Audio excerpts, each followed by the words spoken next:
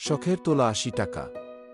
প্রবাদটির বাস্তব উদাহরণ ছিলেন সিরাজগঞ্জের দেলোয়ার হোসেন মিনা। তার শখ পূরণের গল্প যেমন ব্যতিক্রমী তেমনি মর্মস্পর্শী। ঘটনাটি ১৯৬৫ সালের।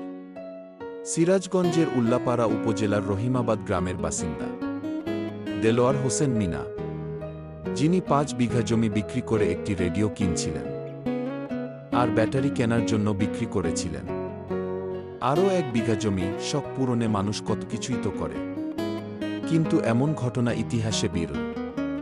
এর জন্য অবশ্য পরবর্তীতে দেলোয়ার মিয়াকে অনেক কষ্ট করতে হয়েছে। অভাবের তাড়নায় ৭ বছরের মাথায় আবার শখের সেই রেডিও বিক্রিও করেছেন তিনি। তার আগে বিক্রি করেছেন নিজের বসতবাড়ি।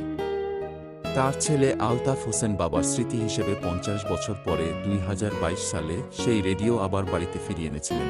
অর্ধশতাব্দীর বেশি পুরনো রেডিও দেখতে তখন অনেকে ভিড় করছেন আলতাফ হোসেনের বাড়িতে, কিন্তু তিনি রেডিও বাজাতে পারছিলেন না। রেডিওটি চালু করতে একসঙ্গে ৮টা ব্যাটারি লাগে।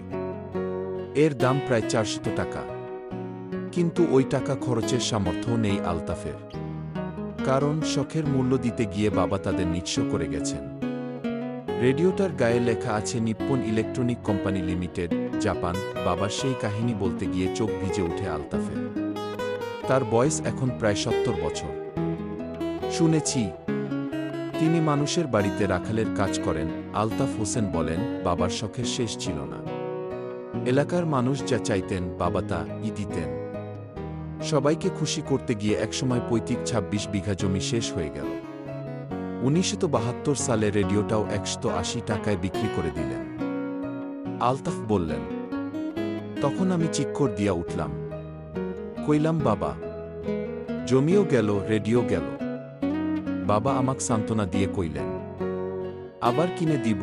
রেডিও বিক্রির আগে আলতাফ হোসেনের বাবা ১৯৬৯ সালে নিজের বাড়িও বিক্রি করেন।